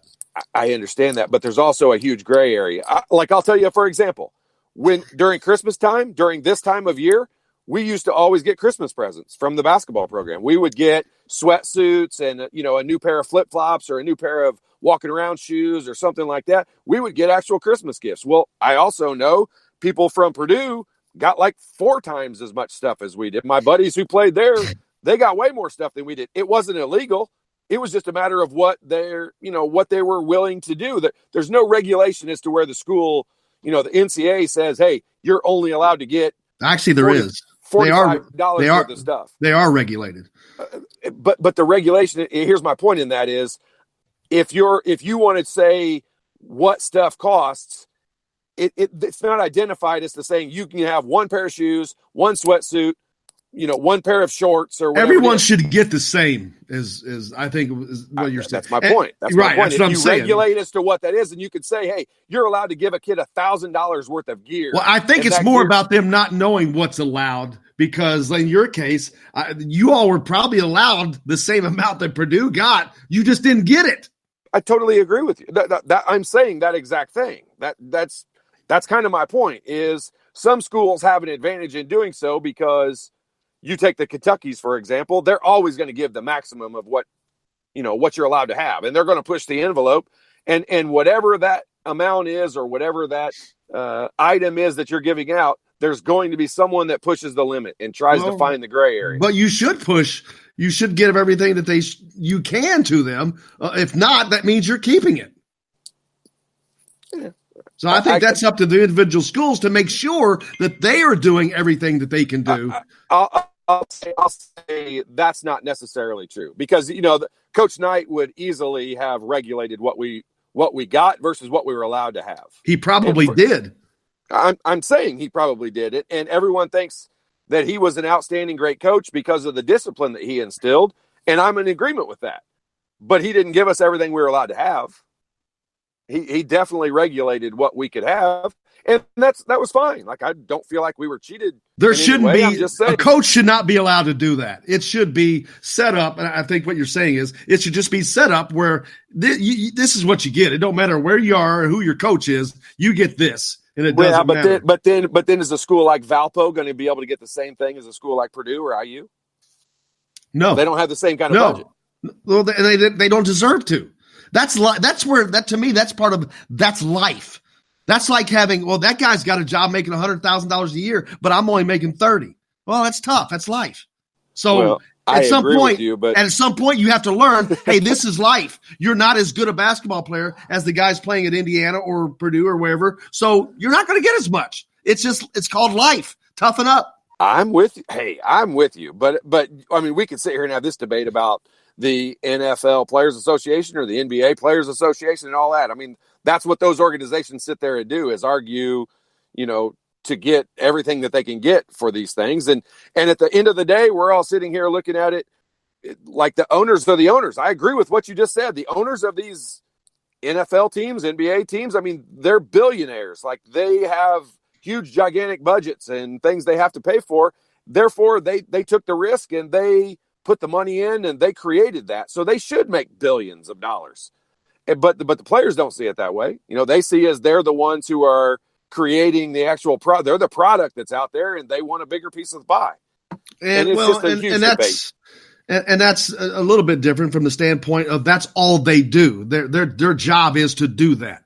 Whereas when you're in school and you've got to go to school and you've got to do that and you've got to play. But the school is supposed to be your reward, the free school, the free education, the free food, the free medical care, all that stuff. You're getting all that stuff for free in exchange for playing a sport for your school. Yeah, I think that's how it was originally set up, and I think until the money got to where it is now, right, where it's millions and billions of dollars, crazy money, then that's when you have to kind of look at it because okay, so if they don't start paying the players something, somebody's keeping that. Who's absolutely, it's the NCAA. We don't have to look any further. We don't have to look any further than Indiana University to see where the Big Ten money goes. We don't know where it goes because they haven't told us, but we know some of it's being used, and I'm fine with that. But for buildings and a hospital and things like that, or to build other facilities, to a lot of schools, you see these facilities going up that they're building for the players, and so it's a whole different world. There's no doubt about that. And the money money always changes everything. Every time we talk money and it grows, and I get people like the NCAA, they shouldn't be making the kind of money that they're making. And as long as it's transparent, but Humpty Dumpty Muppet Mark Emmert does not need to be making the kind of money that he makes, especially with all the moronic decisions that he makes. Yeah, I don't even know what he makes, but I'm just saying like that organization in itself, I compare it to the IHSAA because it's kind of the same thing. They have no governing body over them, so they just are allowed to make decisions on a whim and whatever they say is the law. And I think the NCAA's case and the IHSAA's case is if they made their decisions based on what's best, what's best for the kids involved in these situations, then I think people are a lot more sympathetic as to the scrutiny that they take, but they don't, and they make decisions based on money before anything else, and that goes for both the NCAA and the NCAA. And when that's the case, and they're not taking the kids' best interest at heart, then I don't have Well, there's too much non-transparency with the NCAA. We've seen it all the time, but here recently we've seen all these transfers, most of which were granted, or some of which granted immediate eligibility, and some not. But they don't give a reason. It's like arbitrary. It's this guy can play. IHSA is the same way. It's crap. I mean, it's crap. And these people no should be held accountable. I know they should be held accountable. Well, that's up to the people, though, to demand that. To say, hey, I'm tired of that. I'm tired of that crap. I'm tired of them having free will to do whatever they want. Something needs to be done. But that's what's happening with the name, image, likeness. That's exactly what happened. People started complaining, and it got bigger and bigger. So then politicians who thought they'd make a name for themselves jumped in and did that. And to me, that's making things worse. I mean, the NCAA has not done itself any favors by dragging its feet and getting drug into this, screaming and crying. But now you've got people who don't have a damn clue as to what they're doing, but they're trying to get their name attached to it and get themselves some attention by getting involved in it when they don't know. Passing laws in California demanding that players get this. You can't just put a law in place and say, okay, there's a law, now you got to enact it. Well, damn. That's pretty tough to do, and that's what was about to happen to the NCAA. Yeah, you're getting fired up over this. You got to get fired up about something. I got you. It's just it becomes one of those situations that it's so big that I have an opinion on it, but I don't really feel like it's ever going to influence or do anything one way or the other. So something I can't really do anything about. I just kind of let it go and don't worry about it. Well, that's about it. All you can do. Tim texts in, says he can't find anything on Jordan Geronimo. No local newspapers with his high school games, nothing. I found hockey and girls basketball, but nothing on Geronimo's high school basketball team. Must not be much into basketball there. How's he going to fit into such a big basketball school like IU if his high school team is not existent?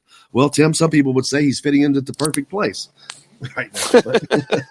But I don't think that's going to have any bearing. This kid he's a basketball player. He's a good basketball player. He's played AAU. I mean, he's not going to have a bit of trouble. AAU is such a bigger animal from a recruiting perspective than high school basketball. It's just, and quite frankly, with the rules of high school basketball, without having shot clocks and things like that, you're not comparing apples and apples. I mean, when you go watch a kid play in a high school game, that's not what you're going to expect out of him from a college coach's recruiting perspective. That's not what you're going to expect the kid to do. The rules are too much different.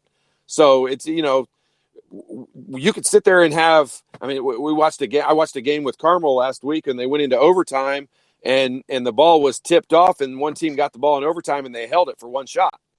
I mean, it was almost like back in the 1980s. But that's also a game I was going to bring up. That's a perfect example because of Christian Lander and the performance we saw from him playing within the confines of his high school team. That is not the performance you would have seen from him had he been in an AAU game. No doubt about it. And he played on the AAU, even though he's a year, in school younger than them. He played on the AAU team with Trey Galloway and Anthony Leal. And Christian Lander played as the point guard and had the ball in his hands, the whole time on that AAU team. So it's a much different role. And you look at what these kids do on their AAU teams is far more impactful and looked at. And that's much more of the reason they get scholarship offers than what they do on their high school teams. And that's unfortunate. High school basketball used to be it. It's still fun to watch, but it's until they change the rules and put a shot clock in, it's becoming fairly boring. And coaches, I don't blame them because a coach in a high school program is going to get fired if he doesn't win. So he's supposed to be out there to win games. But with the way the rules are set up, you're not developing players to move on and play at the next level. And that's what AAU basketball, and that's why it has taken over the recruiting aspect of it, because it is more like what these kids are going to do and develop into in college. We're going to talk about a shot clock in high school when we come back. That's something that we've talked about this off the air and amongst each other. That I can't believe that they haven't gotten there yet, and I can't believe that Indiana is not a leader in that. But we'll talk about that and plenty more when we come back to close out the show. You're listening to Indiana Sports Beat Radio with Coyle and Larry coming to you from the Golf Club at Eagle Point Studios. Back with that and more right after this.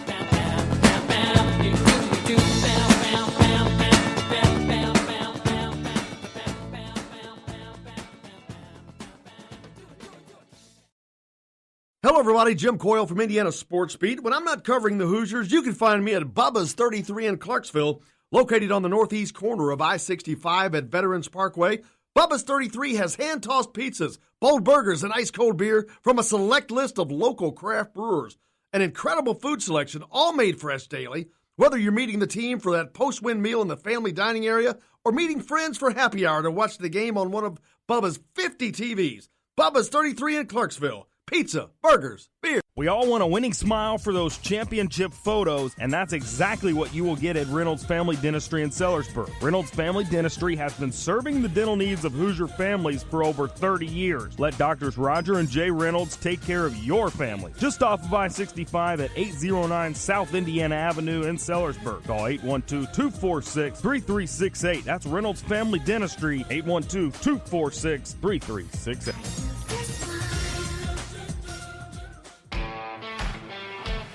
Now that warm weather has arrived, it's time to hit the links, and there's no better place than the Golf Club at Eagle Point in Bloomington. Voted best golf course by the readers of the Bloomington Herald-Times, the Golf Club at Eagle Point is under new ownership, has new fairways and bunkers, and it's open to the public. When the round's over, there's cold beer and a full menu at the Eagle Point Pub and Bistro. Call 812-824-1100 to make a tee time. That's 812-824-1100. The Golf Club at Eagle Point in Bloomington. This is AJ Moye. This is Dan Dockett. Hey, this is Michael Lord, former Indiana basketball player. This is Indiana football coach Tom Allen. This is Jim Coyle with Indiana Sports Beat. You can always like and follow us on Facebook. Always follow the show rebroadcast on iTunes, Google Play, iHeartRadio, Spotify. TheDailyHoosier.com is a great place to sign up for each and every day, or, of course, on 97.7 The Ref in Evansville. For the best recycling and waste removal service, turn to the area's leader, Sweetland Waste Removal and Recycling, a homegrown company serving southern Indiana since 1995. Sweetland Waste Removal and Recycling serves Floyd, Clark, Harrison, and Washington counties. For excellent service and peace of mind, call Sweetland Waste Removal and Recycling today at 812-944-5642. That's 812-944-5642. Keep life sweet with Sweetland Waste Removal and Recycling. I'm Rain Shaddy, and I'm a Hoosier. As a toddler, you could always find me running around in a cream and crimson onesie and a red IU hat reminiscent of those worn during the world-famous William Tell timeout, shouting, "Go Hoosiers!" Like many other alum, I chose to make Bloomington my home. As a civic and alumni leader, I have become very knowledgeable about our community and would love to share my insights with you as your realtor. Find me on Facebook or call or text me, Ryan Shaddy, with FC Tucker Bloomington Realtors at 765-623-9093. This is former Indiana basketball player Brian Evans, and you're listening to Indiana Sports Beat with Jim Coyle.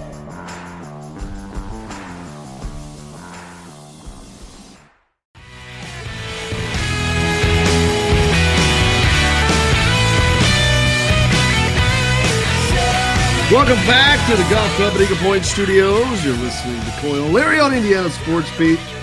Hope your week's going well. We've hit the midway point.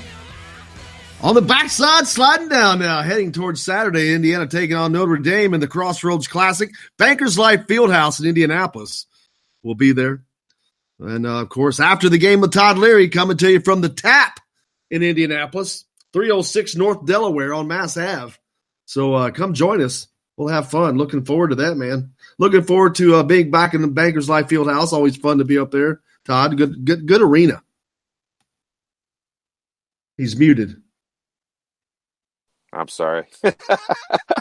I thought I was talking, but obviously you were, but nobody was listening. It's a great venue. Bankers Life is the best. I mean, it's awesome. It's a great place for the Big Ten tournament. I'm so glad it's back there this year. And this is a good opportunity for Indiana to get a game under their belt there and get used to the environment. I just think it's a good opportunity, even though I said a few minutes ago, you got to look at the positive and the negatives of playing in this event. And I hate the fact it takes them out of another holiday tournament each year, but I do love the opportunity to be able to get into a possible NCAA venue and definitely the Big Ten tournament venue and get an extra game in there. Absolutely.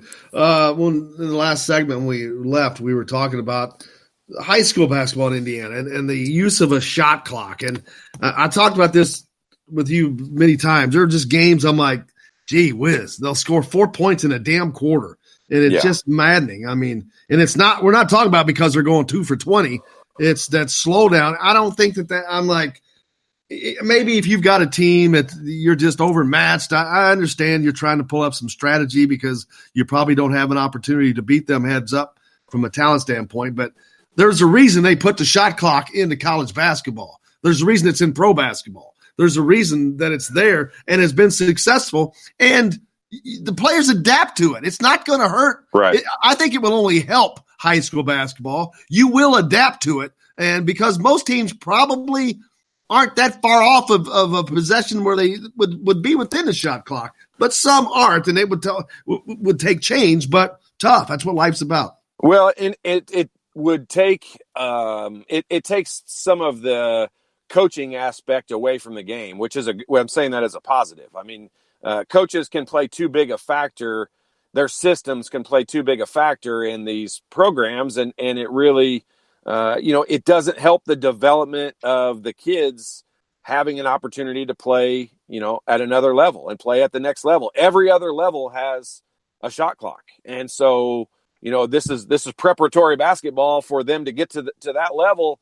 And when you've got different rules, you're not really preparing them for it anymore. And so it just, I just don't understand. I can't possibly see the philosophy of why they wouldn't change to that. It's just coaches play way too big a factor in wins and losses in high school. Yeah, I agree. It's just I think it would make the game better. It would. Definitely makes, as an entertainment value, it definitely makes the game better. I mean, nobody likes going there anymore. I mean, it used to be cool back in the 70s and 80s to have a team run the four corners and you get a 4-point lead and the game's over because you're not getting the ball back. As long as you can shoot free throws, you're going to win. And that's just, the entertainment value of that is not there anymore. And people want to see up and down the floor, kind of faster pace. You can play, Virginia proved it last year. You could play really good, solid defense and still have a team that could score the ball and move up and down the court. And it's there. But if you don't have the rules for it, there's always going to be that factor of where the coaches, they're fighting to keep their jobs in high school coaching, and they've got to use the rules to their advantage, and they do. And if they had a shot clock, it would change how they have to approach it, and they would adapt to it, just like you said. And now with class basketball, though, I just don't. I know the people that use that as an excuse. I just don't see it with when you have class basketball, man. When it comes to the tournament, you're going against. If you're a 1A school, you're playing a 1A school. So man up.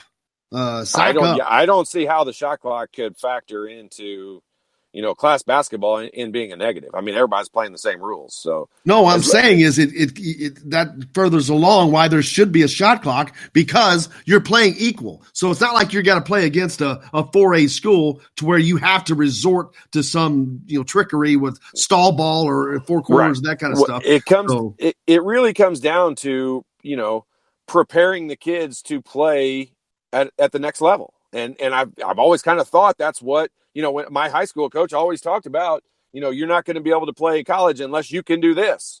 And so, they were preparing us for being able to, no matter what level that was, whether it was IU or an NAIA school or whatever it might be. I mean, they were preparing us for that next level. And it's just, it takes away from it. There's way too much coaching involved when there's no shot clock. I agree. It looks like, and I've not heard any steam of this changing. Again, Indiana to me should be the leader when it comes to basketball. But this is a national high school rule, I think. But the state could implement it if they wanted to. Yeah, there are states that have it for sure. And the fact that Indiana is not the leader in that, in the forefront. I mean, we're known as the best high school basketball place in the country, and so the fact that we're not on the front end of leading that is a shame. But and this is my honest opinion of it, until the IHSAA and the people that run the IHSAA benefit from it financially, they'll never change it. Yeah, and I know there's some cost involved for these schools, but I can't imagine that it's that much to just to put in a shot clock. It's not. I wouldn't think that. So cost shouldn't really be a factor, but it's. I'd love to see what people think about that. I wonder what high school basketball fans think about that. I mean, I'd be curious. Well, do you think the coaches in general? I mean, I know there's going to be some that don't because they use it to their advantage, but I can't imagine that being most of the coaches. Well, it would level the playing field out, I think, if they did put the shot clock in, because right now there are certain coaches, Coach Kiefer, for example, at Lawrence North, he's trying to prepare his kids to play at another level. And he gets kids that get scholarships in Division I basketball and different levels of basketball, all divisions of basketball, almost every year. And so he's preparing his kids for that. He wants them to play at a faster pace and get ready for that next level. And then you've got other schools that are, the coaches, Coach Kiefer's not getting fired from Lawrence North. His job's secure. He's not worried about that aspect of it. There are coaches that are not as secure in their job, and they have to win in order to keep that job. And so they've got to play a different style of basketball, and therefore they've got to slow it down. They've got to be more in control of what's going on the court, as opposed to letting the players, exhibit their talents and, be able to go up and down the court and show their athletic ability and what they are capable of doing. And, sometimes you've got to play within the confines of your system and your coach's system. And that system is a much slow-paced system when there's no shot clock, for sure. I remember looking back at, I went to Floyd Central, and back in the early 70s, man, they had some crazy good teams. I think they went to the Final Four in their fourth year of existence, but they had guys that were really good. They had on that team went to the Final Four. They had one guy that went to Kentucky, one guy that went to Wake Forest, another guy that went to Alabama. But they were good. But they were scoring 80, 90 points a game. And this is in the 70s, man. No shot clock, no three-point line, and they're scoring 80, 90 points. Yeah, I mean, heck, you saw Evansville Wright's team do that, 4 or 5 years ago. I mean, that team was going up and down the floor, almost like a Loyola Marymount, just trying to score as many points as possible and get shots up as quickly as possible. And, it just – there are schools that try to do it. It just consistently across the state, coaches have to become a bigger factor in it. And until the rule changes and they're forced to play that style that helps you develop players for the next level, there's always going to be those programs that try to slow it down and really have too much coaching involved. You got any friends that played for Notre Dame basketball? I do. Well, we should have somebody on Friday. Talk about that. A little back and forth. Okay. A little Indiana right. Notre Dame stuff. All right. We'll do it. Indiana taking on the Fighting Irish Saturday at the Crossroads Classic, Bankers Life Fieldhouse, of course, after the game with Todd Leary coming to you at the Tap on Mass Ave in Indianapolis after that game is completed. So looking forward to being up there in Bankers Life and then, of course, at the Tap after the game for doing that. You got to play Notre Dame when you were in school. Indiana and Notre Dame were playing back then on a regular basis. Was there any rivalry with that being it's not, I mean, they're an in-state school, but they're kind of different. They're not, you don't always think of them as an in-state college. I don't even think back then, I don't even think when we played, and we played at Notre Dame, I know my junior year, and I don't even think that they were affiliated with the conference still at that point. No, they're only loosely affiliated with the ACC now. Yeah, but back then I don't think they were at all. No, they were not. They were not. Yeah, so it was a weird type game. It was a little bit of a rivalry, I'd say, but not that much. I mean, that's why I have more of a rivalry today with Butler fans, just because we played them back then, and we played at Hinkle Fieldhouse, and fans still talk about that game today when they beat us there. And that's more of a rivalry. I enjoy that more than not playing the in-state schools and not playing against kids that you played against in high school. And, I said that earlier in the show. I wish that all the schools in the state figured out a way to play each other more often. You probably can't do it every year. There's too many. I mean, you gotta factor in Ball State and Valpo and Indiana State and Butler and Notre Dame, and you just keep going on and on. That's too many games to have to play every year, but there should be a rotation of where all these schools play each other, home and homes on an every other year basis, I think. Absolutely. How about the Pacers, man? Big win over LeBron last night and the Lakers. That snapped a 14-game road winning streak by the Lakers. Sabonis had 26 points, 10 boards. Man, they continue to just amaze me at what they're crazy. Doing without Victor Oladipo. I know you mentioned that we talked about this earlier that the Lakers were without Anthony Davis, their best player. Of course, the Pacers without Victor Oladipo, but they still had LeBron James, who was the only star on the floor.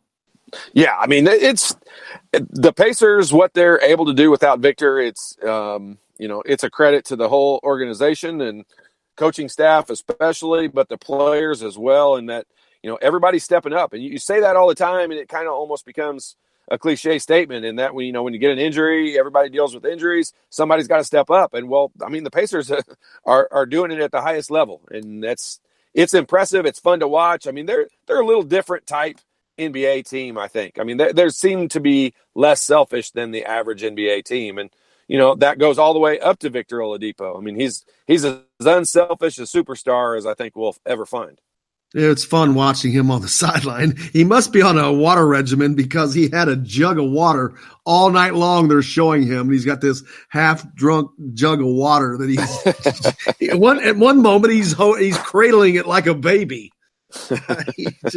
Those guys. But you know who else I saw on the sideline? Brian Bowen. That's a dude that brought Rick Pitino in Louisville down. Sure. Yeah. So it's on the sideline. Like, Pacers. Really?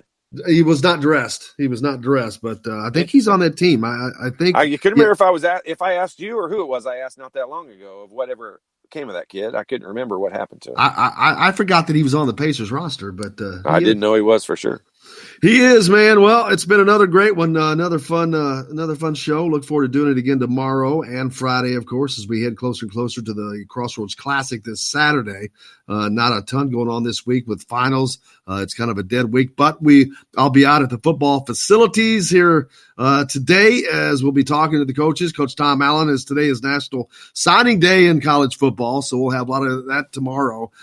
Just wrap up Indiana's football signing class, hear what Coach Allen has to say. And then, of course, we got plenty of basketball to talk about as well. Don't forget the women play on Sunday. Indiana, number 12, taking on number 10, UCLA. The Bruins coming to town to take on the Hoosiers in a great, great matchup and an opportunity for Terry Morin's squad So I can't wait to be out and catch that game. It is also be sure to wear red on Sunday. So they're having a red out. So that shouldn't be a I'm problem. glad you reminded me of that. You're in red quite often, so you'd had a good shot at it either way. I have school spirit. We appreciate everybody joining us. Thanks a lot to Matt Weaver from Peaks.com for joining us as well. Thanks to Jake for keeping us on the track. For Todd Leary, I'm Jim Coyle, and I will see you on the radio.